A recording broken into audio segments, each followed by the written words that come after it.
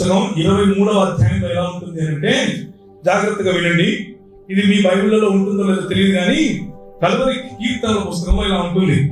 Dash నా కాపరి, నాకు ఏమీ తెలియదు, పచ్చనొట్ల కోసం ఆయన నన్ను పీడిస్తుంటాడు, శాంతికరమైన శాపములతో నన్ను హింసిస్తూ ఉంటాడు, నా ధనములకు ఆయన కనిపెట్టుకో ఉంటాడు, నా దశమ భాగమును బట్టి నూనె బాటిళ్లతో నన్ను వంచుతూ ఉంటాడు, కాజేసిన భూముల్లో ఆయన నివసించును, కనుక ఏ అపాయానికి భయపడు, బౌన్సర్లు ఆయనకు తోడైంది, నీ క్రెడిట్ కార్డులు పేటిఎం ఆయన ఆదరించు, స్మార్ట్ ఫోన్ లో సెల్ఫీల ఎదుట ఆయన నాకు భోజనము సిద్ధపరచు,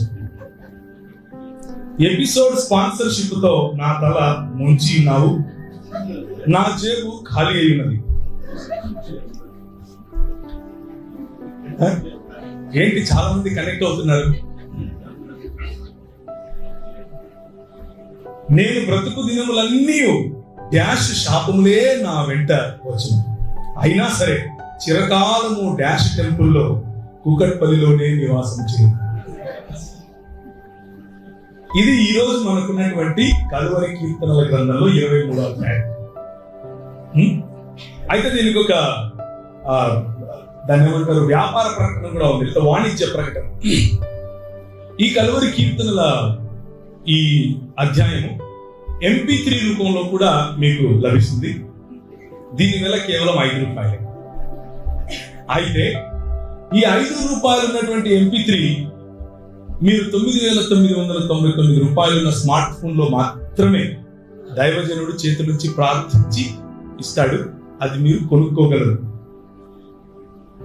మా టెంపుల్లో ఉన్న ప్రత్యేకమైన స్టాల్లో మాత్రమే దొరుకుతుంది. ఇంకొక బంపర్ ఆఫర్ మీకు ఏంటి అని అంటే,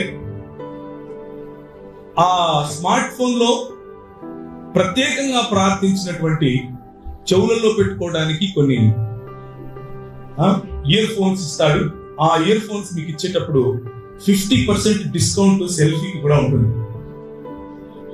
సెల్ఫీకి 50% డిస్కౌంట్. కేవలం 10,000 రూపాయలు మీరు మా ప్రోగ్రామ్కి ఇస్తే చాలు, 50% డిస్కౌంట్ తో మీకు ఫోటో కూడా ఇస్తాం. ఇది మిషనరీ కాదు, ఇది మిషనరీ కాదు. పొరపాటున అలాంటిది మిషనరీ అని అనుకుండేది.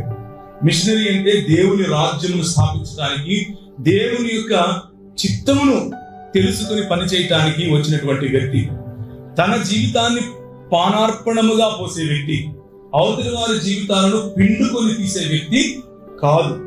దేవుని ప్రజలను నిర్మించడానికి